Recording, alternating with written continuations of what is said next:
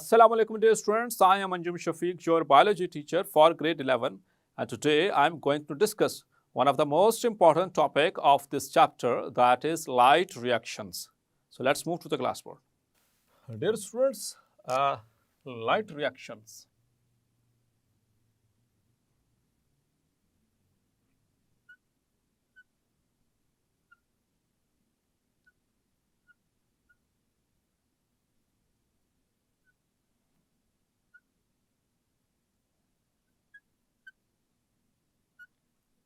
तो हमने इससे प्रीवियस लेक्चर्स में ये पढ़ा कि फोटोसिंथेसिस, उसको समराइज करता हूँ फिर आगे मूव करते हैं, कि फोटोसिंथेसिस दो फेजेस में हो रही है।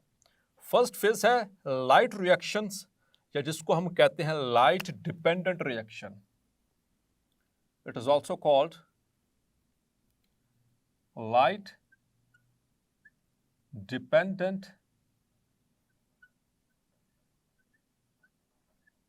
रिएक्शन। क्लियर? और इस फेज में एटीपी और एनएडीपीएच, ये दो हाई एनर्जी रिच मॉलिक्यूल्स जो हैं, कंपाउंड्स जो हैं, वो बनाए जाते हैं बाय यूजिंग सोलर एनर्जी। ठीक है, सूरज की रोशनी को इस्तेमाल करके। इसके बगैर ये पॉसिबल नहीं है। इस वजह से इनको लाइट डिपेंडेंट रिएक्शन कहते हैं या लाइट रिएक्शन कहते हैं। ये पहली फेज है फोटोसिंथेसिस की। दूसरी फेज में जो लाइट इंडिपेंडेंट रिएक्शन है, उसमें यही एनर्जी जो इस रिएक्शन में बनेगी, एटीपी और एनएडीपीएच, इसको इस्तेमाल किया जाएगा ताकि कार्बन डाइऑक्साइड को रिड्यूस किया जा सके शुगर्स में। तो first of all the first phase हमने स्टार्ट की थी। इससे प्रीवियस लेक्चर में हमने फोटो सिस्टम को डिटेल से पढ़ लिया कि किस तरह फोटो सिस्टम अपना काम करते हैं, और हमने उसमें उसकी दो टाइप्स भी पढ़ी। याद है आपको, photo system 1 and photo system 2। Photo system 1 ये 700 नैनोमीटर वेव लेंथ जो है उसको एब्जॉर्ब करता है। बेसिकली ये 700 नैनोमीटर जो रिएक्शन सेंटर की क्लोरोफिल है, क्लोरोफिल ए, ये उसकी वेवलेंथ बताई जा रही है। और फोटो सिस्टम 2 वो 680 यानी कि 680 नैनोमीटर वेवलेंथ को एब्जॉर्ब करता है। और ये भी एब्जॉर्बेंस जो बताई जा रही है, ये रिएक्शन सेंटर के अंदर मौजूद जो क्लोरोफिल ए मॉलिक्यूल है उसकी बताई जा रही है। क्लियर? चलें, अब डियर स्टूडेंट्स आगे मूव करते हैं। सो लाइट रिएक्शंस में जब सूरज की रोशनी पड़ी, एनर्जी ट्रांसफर हो रही है, एंटीना कॉम्प्लेक्स उसको गैदर कर रहा है, फिर अल्टीमेटली किसके ऊपर वो उसको फेंक रहा है? रिएक्शन सेंटर पे। और फिर रिएक्शन सेंटर क्या करता है? उसके अंदर मौजूद प्राइमरी इलेक्ट्रॉन एक्सेप्टर उसको एक नियर बाय जो इलेक्ट्रॉन ट्रांसपोर्ट चेन है उसके ऊपर फेंक देता है, और इलेक्ट्रॉन्स फिर उस ट्रांसपोर्ट चेन पे ऐसे मूव करते जाते हैं। और इस इलेक्ट्रॉन फ्लो के दौरान एनर्जी जो रिलीज होती है, उस एनर्जी को इस्तेमाल किया जाता है एटीपी बनाने के लिए और एनएडीपीएच बनाने के लिए। क्लियर? अब जो एनर्जी इस्तेमाल हो रही है उस फ्लो के दौरान, जो नॉन साइक्लिक फ्लो के दौरान, the flow of electron, the formation, बल्कि इसको हेडिंग में ले लेता हूं मैं, ठीक है। तो पहले फॉस्फोरिलेशन। एक्चुअली हमें नेक्स्ट स्टेप के लिए जो डार्क रिएक्शन, उसके लिए चाहिए क्या? एनर्जी चाहिए in the form of ATP and NADPH. तो फॉस्फोराइलेशन इन जनरल वे अगर हम बात करें, it is the transfer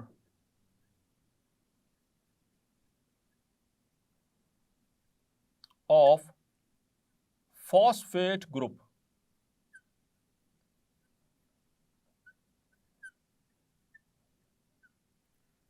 to a protein or a sugar, okay, is called phosphorylation. Phosphorylation, या इन जनरल टर्म हम इसको कहते हैं, in biological terms, that the formation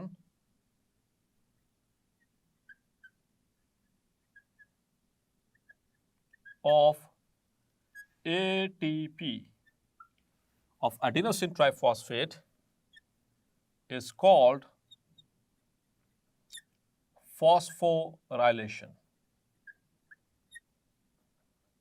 clear? तो ATP के बनने को भी हम फॉस्फोरिलेशन कह रहे हैं, या फिर फॉस्फेट ग्रुप का किसी प्रोटीन या किसी दूसरे जो मॉलिक्यूल के ऊपर शिफ्ट करना, ट्रांसफर करने को भी फॉस्फोरिलेशन कह रहे हैं। अब फॉस्फोरिलेशन दो तरह की होती है, दो टाइप्स हैं इसकी, यानी ATP बनाने के दो तरीके हैं। Number one is non cyclic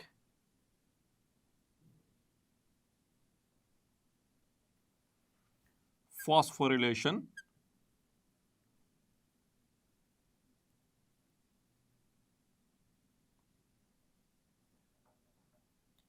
and number two is cyclic phosphorylation.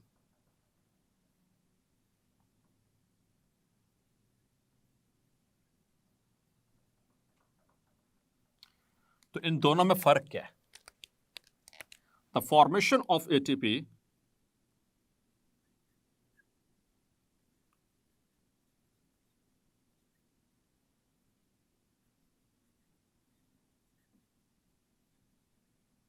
during non-cyclic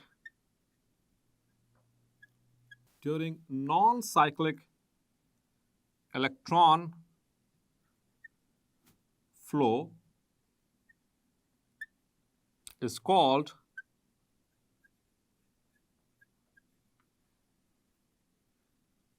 non-cyclic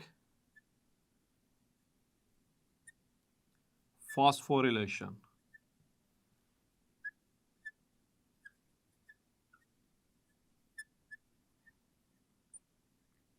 While cyclic phosphorylation, it refers to the formation of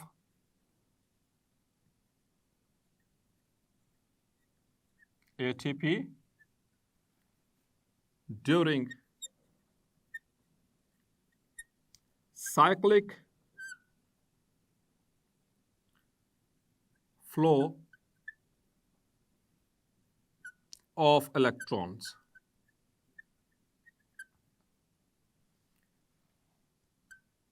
Is called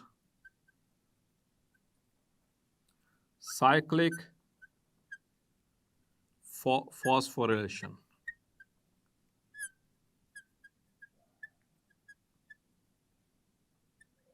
clear? दोनों फर्क समझ आ गए डियर स्टूडेंट्स? तो साइक्लिक साइकिल से रिलेटेड है, और cycle का मतलब साइंस के अंदर कोई भी ऐसा प्रोसेस जो जहां से एंड हो वहीं से दोबारा शुरू हो जाए, उस प्रोसेस को कहा जाता है। तो अगर इस मैनर में ATP बने, इस तरह से इलेक्ट्रॉन्स फ्लो करें कि जो जहाँ से एंड हुआ वहीं से शुरू हो गया, इसे साइक्लिक फॉस्फोरिलेशन कहते हैं। और अगर वो एक एंड से शुरू हो और दूसरे पे ख़त्म हो जाए, दोबारा यहाँ से नहीं शुरू हो बल्कि नए सिरे से कोई प्रोसेस स्टार्ट होकर दोबारा से बने, तो उसे कहते हैं नॉन साइक्लिक, यानी कि उसमें वो रिसर्कुलेशन और सर्कुलेशन वाला प्रोसेस इन्वॉल्व नहीं है इलेक्ट्रॉन्स की। तो आइए डियर स्टूडेंट्स, एक मज़े की बात बताऊं कि आम रूटीन में जो ATP बनती क्या है, क्योंकि इस रिएक्शन में क्या बनना है, ATP और NADPH। जो रूटीन में जो ATP बनने का प्रोसेस है, जो प्रीडोमिनेंट टाइप है, वो नॉन साइक्लिक है। याद रखिएगा इस बात को, it is predominant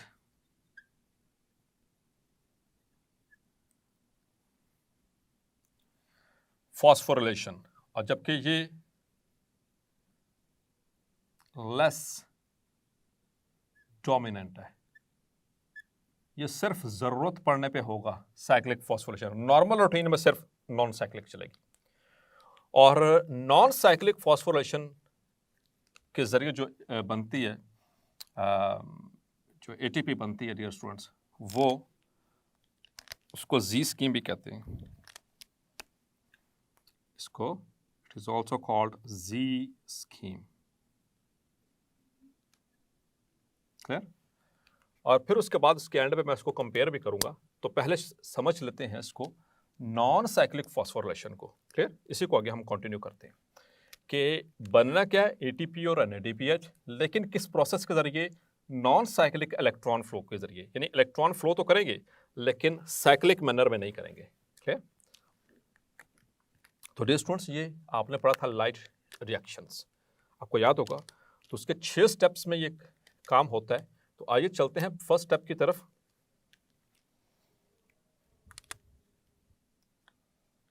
step number 1,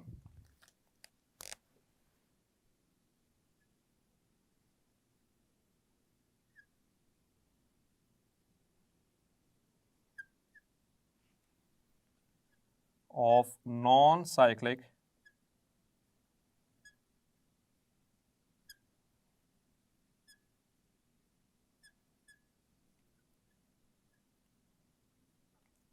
phosphorylation। और phosphorylation क्या है? Formation of ATP. ठीक है? So step number 1, the first step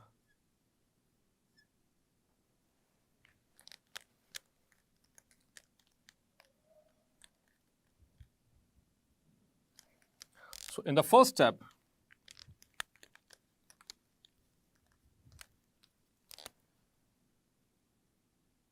the light is absorbed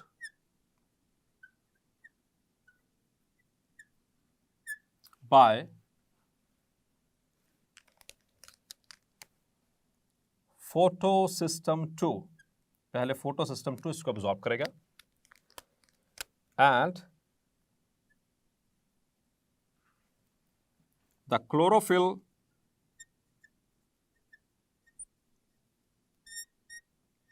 A of reaction center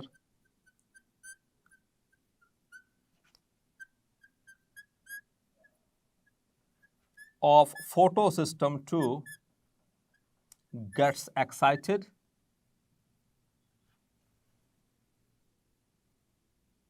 gets its electron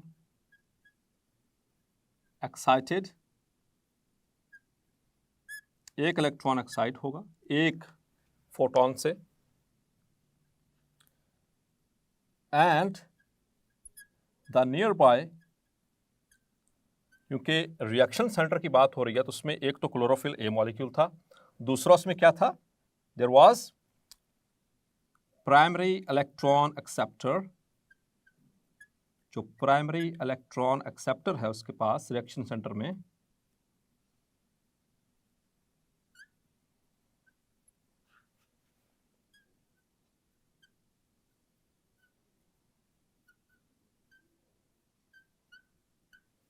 immediately accepts the electron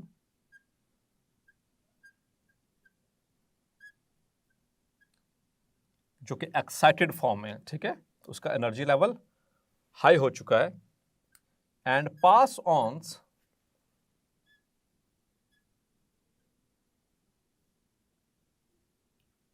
on to electron transport chain। अब इससे क्या हुआ? जब इस क्लोरोफिल ए का electron यहां से निकल गया तो क्या होगा? लॉस ऑफ इलेक्ट्रॉन क्या कहते हैं डियर स्टूडेंट्स? किसी भी मॉलिक्यूल में से, एटम में से इलेक्ट्रॉन निकल जाए तो क्या होता है? This is called as loss of electron is called oxidation. So the chlorophyll A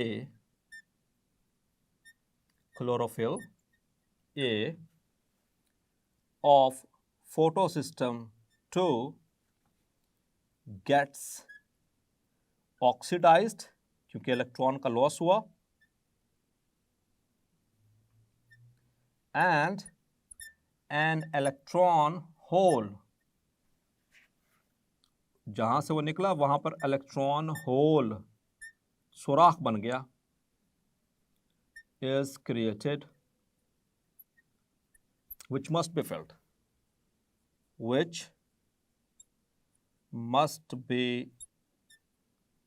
filled,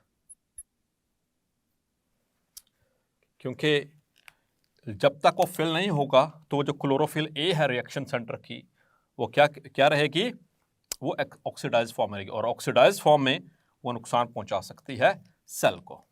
अब आगे चलते सेकंड स्टेप में।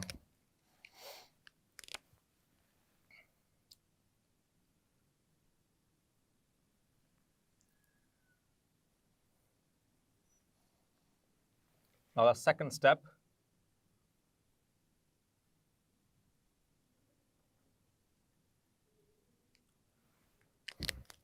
सेकंड स्टेप में अब उस इलेक्ट्रॉन होल को भरना है जैसे मर्जी हो, तो वो एक प्रोसेस के जरिए होगा, दैट इज फोटोलाइसिस। इसमें आप हेडिंग भी दे सकते हैं फोटोलाइसिस की, photolysis, second step. So the hole is filled by electron extracted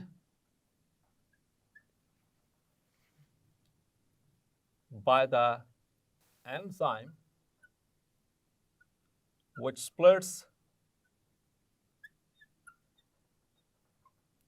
water in the presence of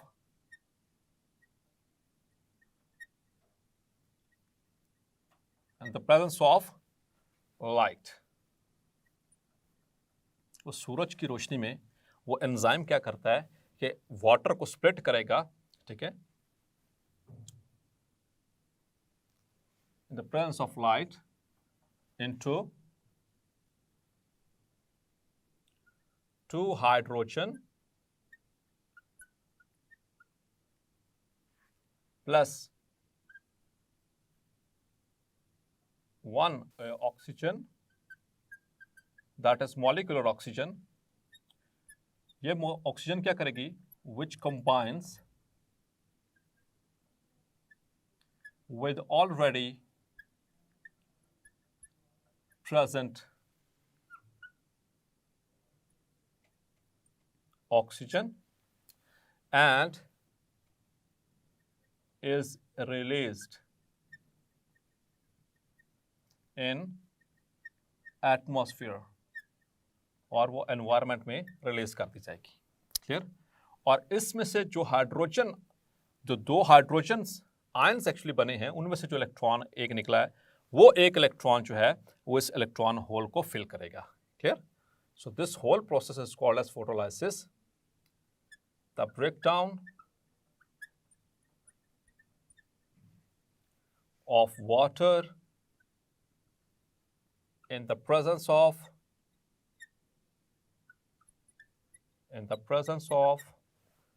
light,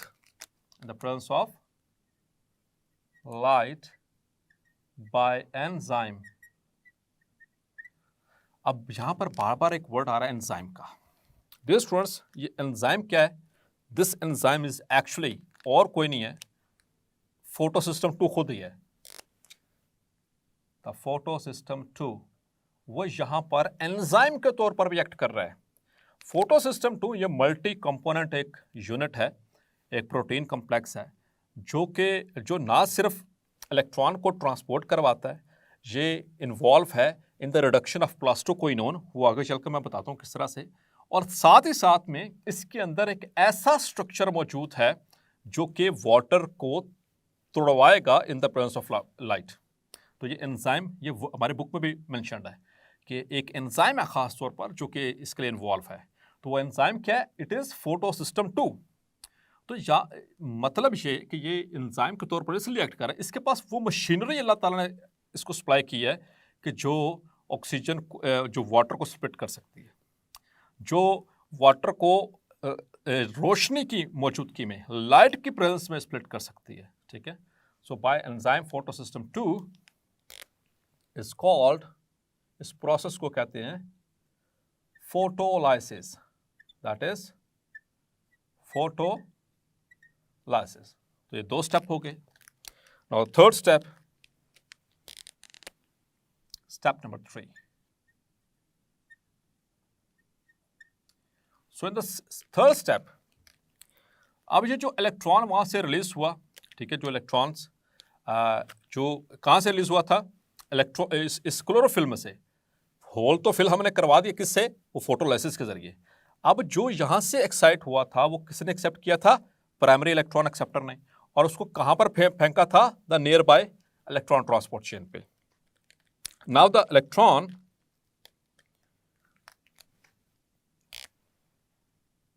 the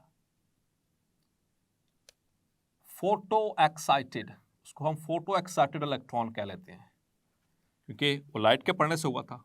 photo excited electron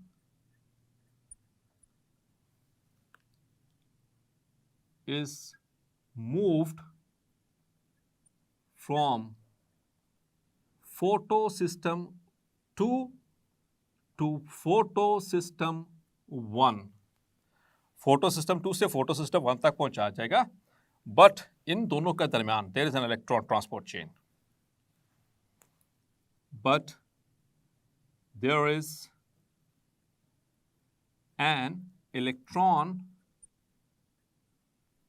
पहुंचाना तो इन दो सिस्टम्स के दरमियान जो ट्रेवल करना है वो किसके जरिए होगा, by an electron transport chain. Clear? अब इस electron transport chain it comprises, इसमें है क्या क्या, it comprises of number 1, it comprises of plastoquinone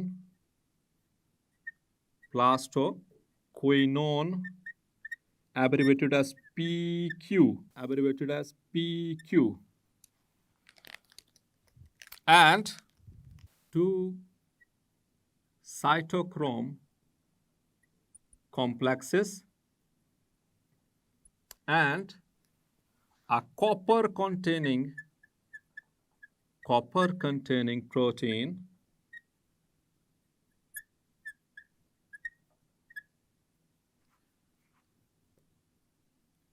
plastocyanin, clear, abbreviated as PC।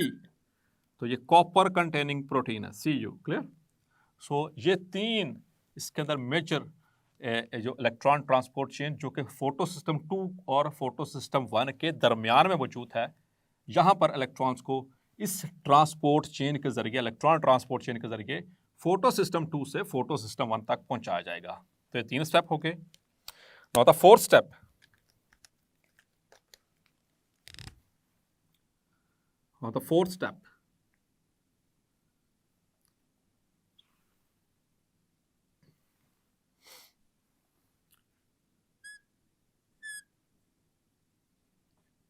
fourth step,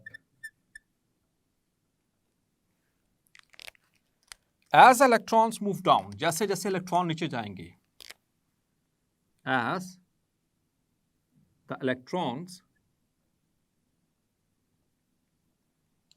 move down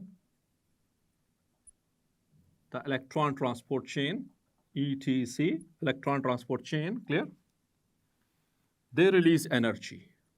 वो क्या करेंगे, जैसे जैसे नीचे जाएंगे एनर्जी रिलीज करते जाएंगे, दे रिलीज एनर्जी, वो एनर्जी को रिलीज करेंगे, which is used by thylakoid membrane, वो एनर्जी कौन इस्तेमाल करेगा, थाइलाकॉइड मेम्ब्रेन, किसके लिए, for the synthesis of ATP, for the synthesis of ATP, clear. तो यहां पर क्या हुआ, phosphorylation,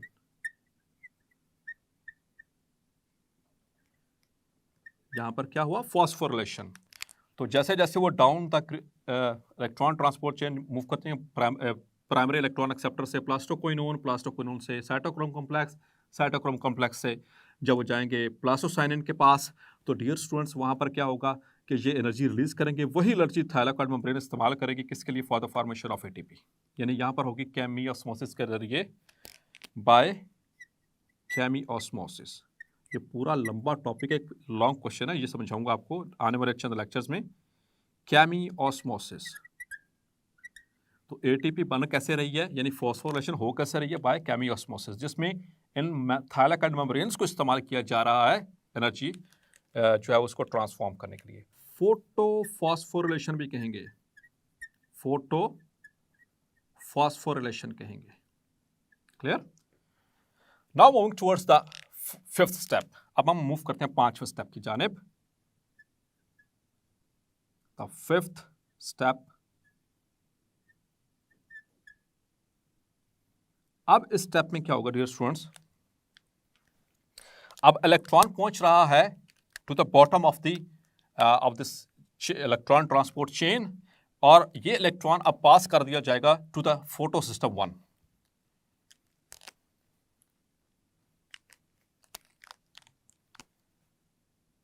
the electron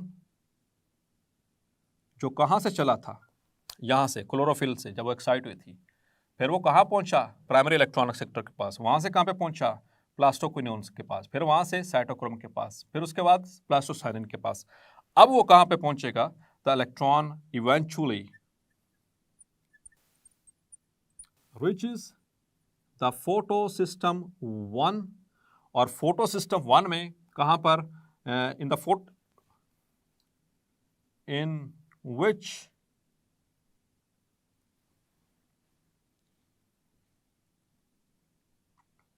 the light already, इससे पहले excited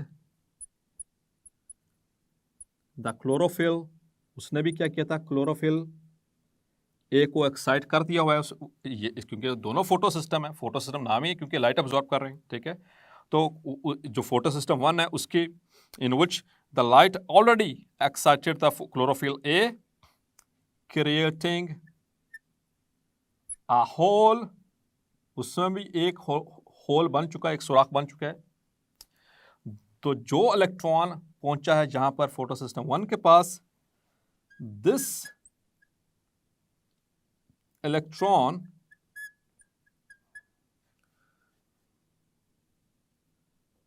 is used to fill the hole of oxidized chlorophyll A of reaction center किसके, of photo system 1।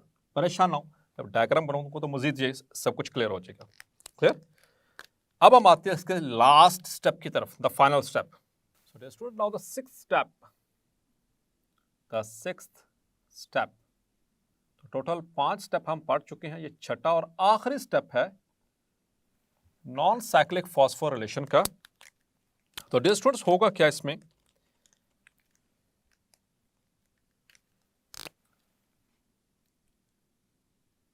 the photoexcited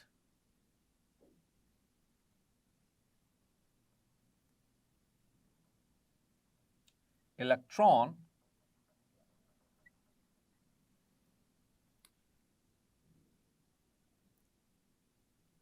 from photosystem 1 is accepted by the primary electron acceptor of photosystem 1, क्योंकि photosystem 2 का अपना primary electron acceptor था, क्योंकि उसका अपना reaction centre था। सो photosystem 2 इसका अपना रिएक्शन सेंटर है, तो उसका अपना रिएक्शन सेंटर का प्राइमरी इलेक्ट्रॉन एक्सेप्टर मौजूद होगा। तो जब फोटो एक्साइटेड जो इलेक्ट्रॉन है, जो क्योंकि उसके ऊपर भी रोशनी पड़ रही है, तो वो कौन, उसको एक्सेप्ट कौन करेगा, the primary electron acceptor of photosystem 1, which then passes to another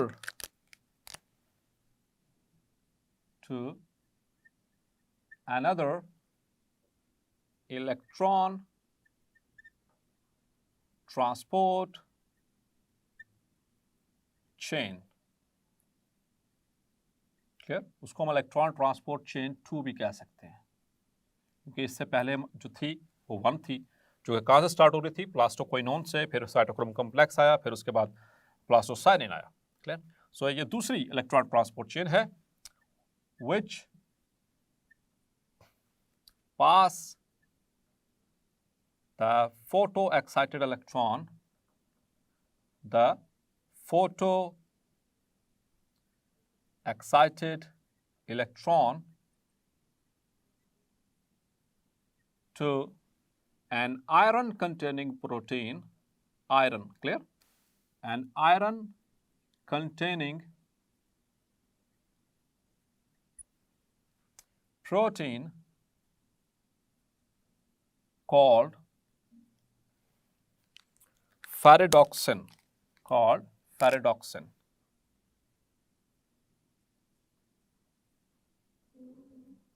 which is abbreviated as FD, clear। अब क्या होगा डियर स्टूडेंट्स, इसके साथ एन एंजाइम, एक एंजाइम मौजूद है यहां पर,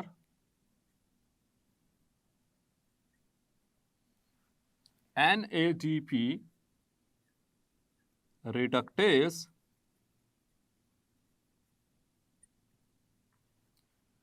pass the electrons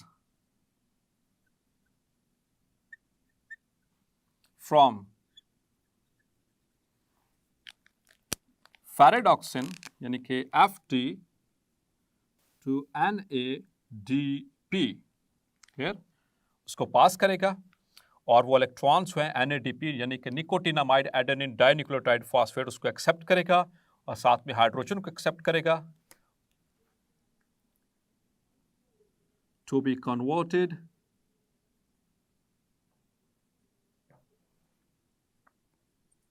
into NADPH, clear.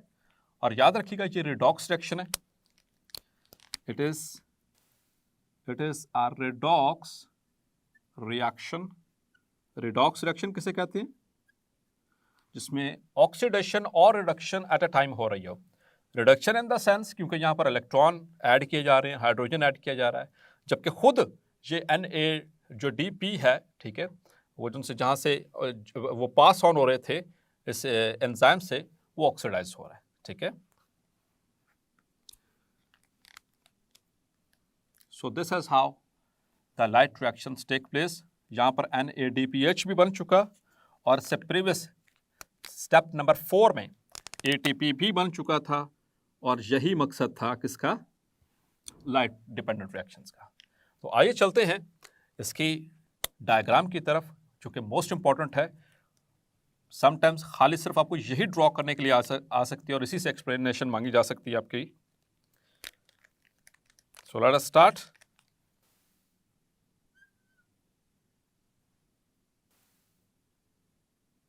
So this is photosystem 2.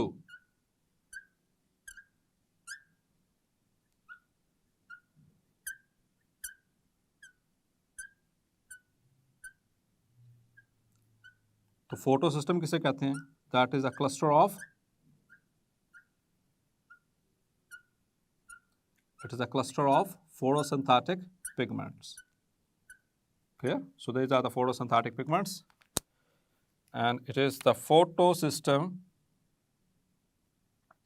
2। इसको 2 और दूसरे को 1 क्यों कहते हैं जी डियर स्टूडेंट्स, क्यों कहते हैं ऐसा? सो आपको बताया था और डेफिनेटली आपको याद होगा, on the it is just based on the discovery. पहले फोटो सिस्टम 1 डिस्कवर हुआ था, इसलिए इसको 1, जो पहले डिस्कवर हो उसको 1 का नाम दे दिया, जो बाद में होगा उसको 2 का नाम दे दिया गया, ठीक है। और यहाँ पर मौजूद है क्लोरोफिल A और it is having, it absorbs the light at 680 nanometres. आपको याद है क्लोरोफिल A 4 टाइप्स की हैं, फर्दर आके रेड जो एब्जॉर्बिंग पीक्स हैं उसके बिहाफ के ऊपर, उसमें डिफरेंस की वजह से। सो 670, 680, 690 एंड 700, ठीक है, 4 टाइप्स थी, बताइए आपको। So from here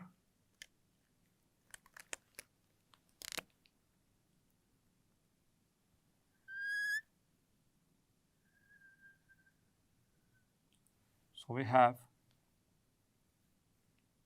primary electron acceptor. So here is primary electron acceptor of this photosystem. ठीक है, तो यहां पर क्या पड़ रही है? Sunlight, sunlight.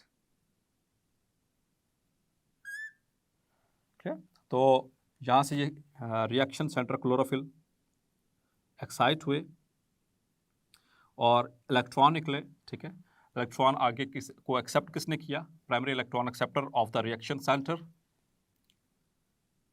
तो यहाँ पर 2 इलेक्ट्रॉन्स लिखे गए हैं। अभी आपको बताता हूँ, पहले इसको ड्रॉ कर लें। ठीक है, और यहाँ पर at the same time photolysis भी करवानी है। ठीक है, तो सेकंड स्टेप है, so water it is splitted into 2 hydrogen ions plus half molecular oxygen, और प्लस यहाँ से क्या निकल रहे हैं? इलेक्ट्रॉन्स, 2 इलेक्ट्रॉन्स निकल रहे हैं। ठीक है, and this is done again by using light. Clear? ये वो लाइट की मौजूदगी में हो रहा है। सो यहाँ से electrons they will fill the hole, ये होल को फिल कर रहे हैं। अब आते हैं इलेक्ट्रॉन ट्रांसपोर्ट चेन पे। So here we go.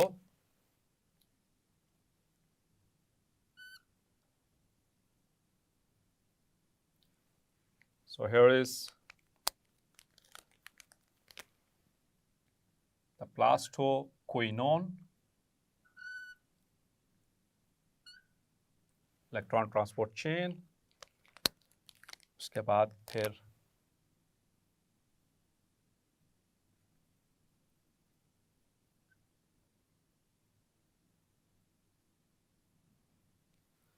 there is cytochrome complex,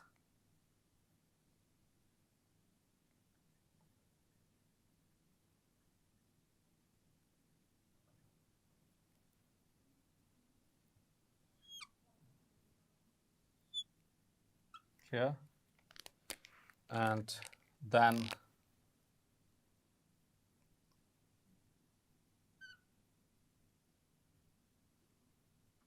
at the end there is plastocyanin, the copper containing protein, and it is finally reaching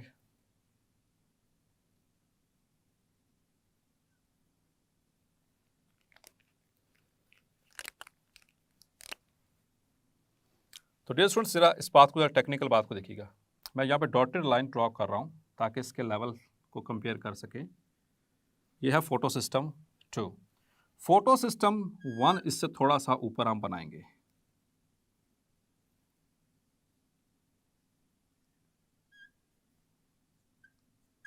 उसकी रीज़न, ये टेक्निकल पॉइंट है डियर स्टूडेंट, इसको बहुत अच्छे से समझ लीजिए। फोटो सिस्टम 2 और फोटो सिस्टम 1, इनके लेवल्स में फ़र्क है। आप अपनी बुक में भी चेक कीजिए, ये सेम लेवल पे नहीं है। अगर आप सेम लेवल पे ड्रॉ करेंगे तो टेक्निकली गलत हो जाएगा। उसकी रीज़न, क्योंकि इसका एनर्जी लेवल कम है और फोटो सिस्टम 1 का एनर्जी लेवल इससे ज़्यादा है। तो जिसका एनर्जी लेवल ज़्यादा हो उसको थोड़ा सा ऊपर बनाना है, क्योंकि फोटो सिस्टम 1 कितनी वेवलेंथ को एब्जॉर्ब कर रहा है? उसकी जो रिएक्शन सेंटर क्लोरोफिल ए है 700 नैनोमीटर्स को। ठीक है, तो इस वजह से इसको हम technically we will draw it just a little above the photo system 2। So it absorbs the wavelength of 700 nanometers. ये बात बहुत टेक्निकल बताइए, इसको रिपीट करके बार बार सुनें। क्लियर? फिर इसका अपना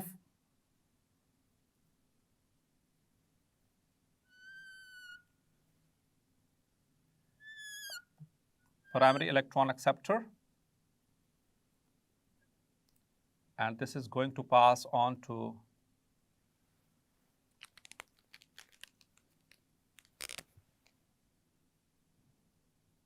ferredoxin, and over here the ferredoxin will pass on to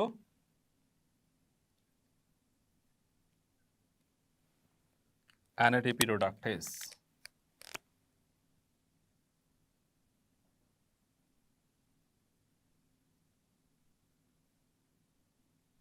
नाम ही इसका रिडक्टेज है, तो क्या करवाना फिर इसने, रिडक्शन ही करवानी है, ठीक है। So this is the primary over here, the primary electron acceptor, ये किसका है, फोटो सिस्टम 1 का। और इसी तरह से सूरज की रोशनी पड़ रही है यहाँ पर भी, दोनों फोटो सिस्टम्स हैं, ठीक है। और डियर स्टूडेंट्स, यहाँ पर मैं शो करने लगा हूँ एनर्जी लेवल, ये जो बार है आपको, so this is the energy level of electrons. So नीचे से ऊपर हाई, तो ये high energy and this is low, इस तरह से नीचे से ऊपर की तरफ लो। तो इसको कंप्लीट कर लेते हैं अभी। सो यहाँ से निकले 2 इलेक्ट्रॉन्स, इसके पास आए, इसने आगे पास किए 2 इलेक्ट्रॉन्स, फिर इसने आगे पास किए 2 electrons and again 2 electrons and they're reaching this 2 electrons, फिर यहाँ से again the 2 electrons and 2 electrons and 2 electrons, clear। और ultimately यहाँ पर क्या होने वाला है,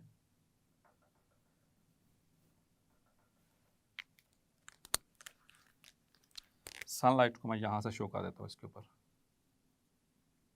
वहाँ पर स्पेस थोड़ी सी कम पड़ गई थी। So over here the NADP is converted into NADPH। तो वो जो 2 इलेक्ट्रॉन्स थे वो भी इस्तेमाल हुए, प्लस यहाँ पर हाइड्रोजन ऐड हुआ है, 2 हाइड्रोजन, इसमें हाइड्रोजन और 2 इलेक्ट्रॉन्स ऐड हो रहे हैं। सो फाइनली अचीविंग, और यहाँ पर at this step, at this whole step in, यहाँ पर क्या होगा, ATP synthesis, clear, यानी कि phosphorylation। तो आइए अब इसको ज़रा समराइज करते हैं। तो dear students, photo system 2, photo system 1, तो लेवल थोड़ा सा ऊपर रखना है, ये डॉटेड लाइन मैंने इसलिए आपको लगा के दिखाई। तो फोटो सिस्टम 2, लाइट पड़ी इसके ऊपर, ये 680 नैनोमीटर, इसकी जो रिएक्शन सेंटर क्लोरोफिल है वो 680 नैनोमीटर वेवलेंथ को एब्जॉर्ब करती है, इस वजह से इसका नाम ये रखा गया।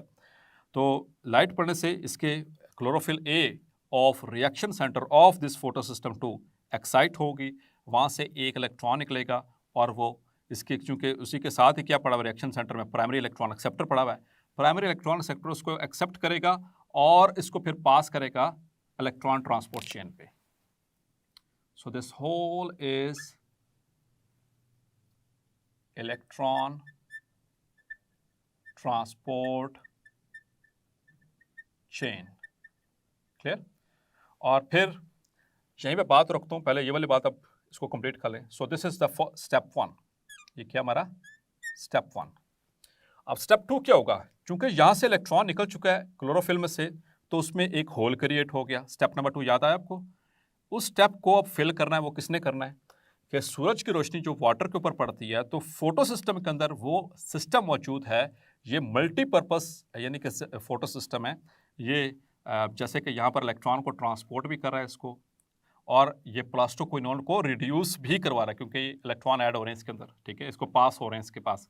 और तीसरा इसका काम यह है कि एंजाइम के तौर पर रिएक्ट करता है। तो लाइन में सेकंड पॉइंट की पहली लाइन में यही बात लिखी हुई है कि वो by an enzyme, photolysis by enzyme. तो वो enzyme actually photo system 2 itself है, ठीक है, क्योंकि इसके पास वो स्ट्रक्चर मौजूद हैं जो कि लाइट को गैदर करके और वाटर को तोड़ेंगे, इसके बगैर नहीं। तो वो वाला सिस्टम फोटो सिस्टम 1 के पास नहीं है। कई स्टूडेंट्स के दिमाग में ये जरूर सवाल आ रहा होगा कि भाई फोटोलाइसिस फोटो सिस्टम 2 ही क्यों कर रहा है, 1 क्यों नहीं कर रहा, हालांकि पानी दोनों के पास मौजूद है। तो द रीजन इज कि ऑक्सीजन इवॉल्विंग कॉम्प्लेक्स, एक स्ट्रक्चर है ऑक्सीजन इवॉल्विंग कॉम्प्लेक्स, वो सिर्फ और सिर्फ इस फोटो सिस्टम 2 के पास है, उसके पास नहीं है। तो जब इसकी मिसाल ऐसा ही है कि जब आपकी गाड़ी का इंजन है ही पेट्रोल इंजन, तो आप डीजल डालेंगे तो कोई फ़ायदा नहीं होगा। तो इसका इंजन है ऐसा कि ये इसको इस्तेमाल फोटोलिसिस करवा सकता है, उसका इंजन में ये सहूलत मौजूद नहीं है।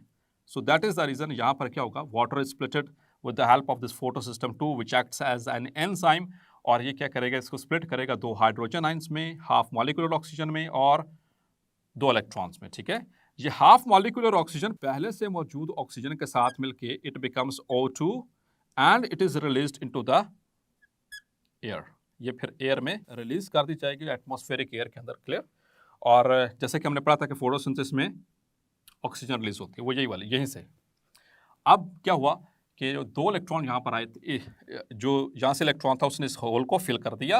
अब वो क्लोरोफिल ऑक्सीडाइज नहीं रही, बल्कि अब वो दोबारा से रिड्यूस हो गई, दोबारा से रेडी है कि उसके ऊपर इलेक्ट्रॉन पढ़ सके और लाइट पढ़ सके और प्रोसेस कंटिन्यू कर सके। अब इलेक्ट्रॉन एक्सेप्टर ने इसको इलेक्ट्रॉन ट्रांसपोर्ट चेन पे फेंका, तो 2 यहाँ से इलेक्ट्रॉन्स जो हैं वो पास किए पहले प्लास्टोक्विनोन के पास, प्लास्टोक्विनोन ने आके उसको पास किए साइटोक्रोम कॉम्प्लेक्स के पास, साइटोक्रोम कॉम्प्लेक्स ने उसको पास किया। ये नीचे की तरफ आते जा रहे हैं, ये नीचे की तरफ आने का मतलब है कि इनका एनर्जी लेवल क्या हो रहा है, नीचे की तरफ लो होता जा रहा है। तो लो जैसे जैसे नीचे की तरफ जाते जाएंगे ये एनर्जी रिलीज करेंगे, वही एनर्जी इस्तेमाल होगी, ये थाइलाकॉइड मेम्ब्रेन के अंदर ये सारा सिस्टम मौजूद है in the formation of ATP synthesis. ठीक है, सो दैट इज, ये हमारे पास आ गया 3rd step, this is the 4th step.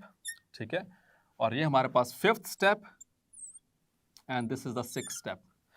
अब यहां से जो फोटो सिस्टम 1 है उसके पास भी ऐसे हुआ था, लाइट पड़ी थी, इलेक्ट्रॉन वो निकला था ऊपर और यहाँ पर भी होल क्रिएट हुआ था। तो जो इलेक्ट्रॉन्स यहाँ से आ रहे थे उन्होंने ही इसके होल को फिल कर दिया, और अब ये इलेक्ट्रॉन आके primary electron acceptor of photo system 1 के पास चले गए हैं। अब ये फोटो सिस्टम 1 का जो प्राइमरी इलेक्ट्रॉन एक्सेप्टर है, इसने पास किया एक और इलेक्ट्रॉन ट्रांसपोर्ट चेन पे, this is electron transport chain. तो अब ये उसमें पास करेगा पहले आयरन कंटेनिंग प्रोटीन को, फेरेडॉक्सिन, फेरेडॉक्सिन से आगे इसको पास किया जाएगा एक एंजाइम है NADP रिडक्टेज, नाम यही है, nicotinamide adenine dinucleotide phosphate reductase. ये रिडक्शन करवाता है। रिडक्शन क्या होती है, addition of hydrogen, gain of electrons. तो यहाँ पर ये क्या करेगा, जो 2 इलेक्ट्रॉन यहाँ पर आए हैं, इन 2 इलेक्ट्रॉन्स को इस्तेमाल करके और जो हाइड्रोजन वहां से निकल रहे थे उनको इस्तेमाल करके NADP को कन्वर्ट करवाएगा इनटू NADPH। तो ये 2 चीजें हमें चाहिए इस पूरे रिएक्शन में। करना क्या था लाइट रिएक्शन में, एक ये चाहिए था और एक ये चाहिए था। सो दिस इज हाउ, सो ये फाइनलाइज हो गया। तो यहां पर देखें कहीं पर ऐसा हुआ है कि यहां से पहुंचने के बाद वापस तो नहीं इलेक्ट्रॉन आ गए यहाँ पे, ऐसा हुआ है कहीं पे, या यहां से पहुंचने के बाद वापस इधर आ गए हूं, तो कहीं पर भी ऐसा नहीं हुआ, कोई साइक्लिक मैनर में नहीं हुआ। ये है नॉन साइक्लिक, एक एंड से शुरू हुआ और दूसरे एंड पर जाकर खत्म। अब नए सिरे से सारा प्रोसेस स्टार्ट होगा। तो इस तरह से जो बनती है एनर्जी ATP यानी फॉस्फोरिलेशन होती है, उसको हम कहते हैं non cyclic phosphorylation. This is called as non cyclic phosphorylation. अब इसमें देखें 2 सिस्टम इन्वॉल्व हो रहे हैं, photo system 1, photo system 2 and photo system 1। तो इससे जिग-जैग पाथवे क्रिएट हो गया। इस जिग-जैग पाथवे के जरिए नॉन साइक्लिक फैशन के जरिए जो एनर्जी बन रही है, इसको हम जी स्कीम भी कहते हैं। याद आपको, आपने मैं 9th क्लास में पढ़ा था Z scheme, the pathway followed by the electrons to form the ATP in light reactions. तो वो यही है। तो जी स्कीम इसको कहते हैं। इसमें 2 फोटो सिस्टम इस्तेमाल हो रहे हैं। अब एक इसी के साथ रिलेटेड एक टॉपिक डियर स्टूडेंट, उसको भी साथ में एड अप करता हूँ, पिन अप करता हूँ, क्योंकि वो इसी तरह से समझ आएगा। तो प्रीडोमिनेंट क्या हो रहा है, किस तरह से ATP बन रही है, किस तरह से ADP बन रही है, NADPH बन रहा है by this way, non cyclic phosphorylation. ये प्रीडोमिनेंट है। एक और तरीका है, बाज़ औक़ात क्योंकि इस रिएक्शन के बाद दूसरा फेज कौन सा है फोटोसिंथेसिस का, जी dear students, that is dark reaction. तो डार्क रिएक्शन के लिए चाहिए ATP भी चाहिए, उसके लिए NADPH भी चाहिए। बाज़ औक़ात ऐसा होता है कि अगले केल्विन साइकिल के लिए, यानी कि डार्क रिएक्शन के लिए, यानी कि लाइट इंडिपेंडेंट रिएक्शन के लिए इतनी ATP मुयस्सर नहीं है कि साइकिल को रन किया जा सके, केल्विन साइकिल को चलाया जा सके। तो फिर ये सेल क्या करेगा कि ये नॉन साइक्लिक फॉस्फोरिलेशन को अभी रोक देगा। अब क्या होगा कि इसमें सिर्फ फोटो सिस्टम 1 इस्तेमाल होगा। फोटो सिस्टम 1 क्या करेगा कि जो उसी तरह से फोटो एक्साइटेशन हुई,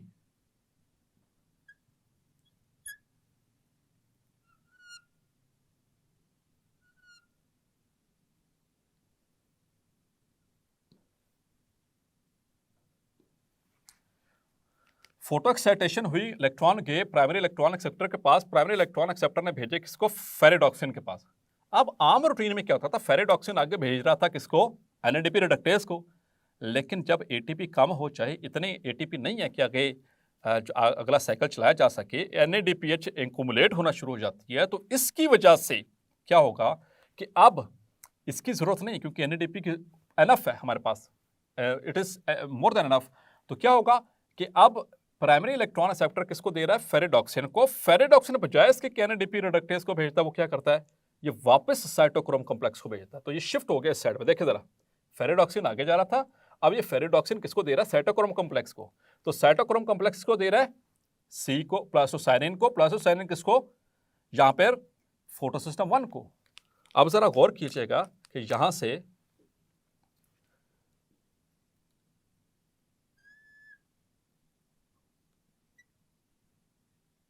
ये फोटो सिस्टम 1, ये आ गया हमारे पास फेरेडॉक्सिन, इसने इसको इलेक्ट्रॉन दिए, फेरेडॉक्सिन ने किसको दिए, साइटोक्रोम कॉम्प्लेक्स को। उसने किसको दिए, प्लास्टोसाइनिन को। उसने किसको दिए, वापस फोटो सिस्टम 1 को। इसने फिर किसको दिए, प्राइमरी इलेक्ट्रॉन एक्सेप्टर को। तो इस तरह से क्या हुआ, इसने इसको दिए, फिर on and on and on चलता रहा। तो यहां पर क्या हो रहा है, यहां पर क्या हो रहा है, एटीपी बन रही है। तो फिर एक साइक्लिक वे के अंदर यहां पर फिर अब काम स्टार्ट हो जाएगा। अब ये जहां पर ये एंड हो रहा है वहीं से दोबारा शुरू हो रहा है, जहां पर एंड हो रहा है वहीं से दोबारा शुरू हो रहा है। तो साइक्लिक वे के अंदर फिर एटीपी बनाई जाएगी, इतनी एनफ एटीपी बना ली जाएगी कि जब तक that is required for the running of the Calvin cycle means the dark reactions. तो दोबारा से सुन लें, जब एटीपी का लेवल इतना कम हो जाए कि कैल्विन साइकिल यानी कि फोटोसिंथेसिस के जो सेकेंड फेज है वो रन ना किया जा सकता हो, तो फिर एनएडीपी एक्यूमुलेट होने की वजह से एक और पाथ चलेगा। उसमें क्या होगा कि प्राइमरी इलेक्ट्रॉन एक्सेप्टर जो फेरेडॉक्सिन को दे रहा था वो देगा इलेक्ट्रॉन्स, लेकिन फेरेडॉक्सिन आके एनएडीपी रिडक्टेज को नहीं देगा, बल्कि किसको पास करेगा, साइटोक्रोम कॉम्प्लेक्स को। फिर वहां से अल्टीमेटली घूमते घुमाते कहां पहुंचे, फोटो सिस्टम 1 को। इसी दौरान क्या बन रही है, एटीपी। तो साइक्लिक फैशन में इस तरह चल रहा है। So this is called as cyclic phosphorylation. अब इसमें एक चीज ज़हन में रखें, डिफरेंस। साइक्लिक फॉस्फोराइलेशन सिर्फ यही है, इसमें कौन सा फोटो सिस्टम इन्वॉल्व है, 1। नॉन साइक्लिक हमने पूरी पढ़ी, इसमें कितने फोटो सिस्टम है, 2 भी और 1 भी है, ठीक है। और ये इसमें एक और फर्क, ये प्रीडोमिनेंट कौन सा है, जो फोटो सिस्टम 2 और 1 दोनों को इन्वॉल्व करा, मतलब कि नॉन साइक्लिक। और कब चलता है साइक्लिक, कब चलती है, जब एटीपी कम पड़ जाती है। तो ये कुछ डिफरेंसेस हैं, क्लियर। अब एक और सवाल, एक और क्वेश्चन जो कि बहुत अहम है, इसी डायग्राम के बिल्कुल नीचे बताया गया है, इसको एमसीक्यूज के लिए मार्क कर ले, एंटी टेस्ट के पॉइंट ऑफ व्यू से भी बहुत अहम है कि यहां पर हमने बात की थी कि एक एक इलेक्ट्रॉन जाता है, लेकिन यहां पर शो किए गए हैं 2-2 इलेक्ट्रॉन्स, कि एक फोटोन एक इलेक्ट्रॉन को एक्साइट करता है, हमने ऐसा पढ़ा, ठीक है। एक फोटोन जो आ रहा है वो क्लोरोफिल ए के एक इलेक्ट्रॉन को एक्साइट करता है, वो आगे एक प्राइमरी इलेक्ट्रॉन एक्सेप्टर के पास जाता है, फिर ऑन एंड ऑन चलता है। लेकिन यहां पर जी स्कीम के अंदर 2-2 इलेक्ट्रॉन शो किए गए। The reason is over here, NADP को एनएडीपीएच में कन्वर्ट करने के लिए 2-2 इलेक्ट्रॉन चाहिए। तो dear students, that is the reason, यहां पर इसकी कंसंट्रेशन को पूरा करने के लिए it has been shown 2 electrons. तो वो तो ऑलरेडी पड़े में इलेक्ट्रॉन्स निकलते जा रहे हैं पड़े में, तो इसलिए यहां पर 2-2 का वो सेट लगाया हुआ है, क्लियर। तो इसलिए क्योंकि एनएडीपी को रिड्यूस करवाने के लिए 2 इलेक्ट्रॉन्स मिनिमम चाहिए, तब होगी उसकी reduction. So dear students, hopefully cyclic और नॉन साइक्लिक फॉस्फोरिलेशन में आपको वाज़ेह फर्क समझ आ गया होगा। सो मिलते हैं नेक्स्ट लेक्चर में और डिस्कस करेंगे केमिओस्मोसिस। तब तक अपना ख्याल रखिएगा, अल्लाह हाफिज।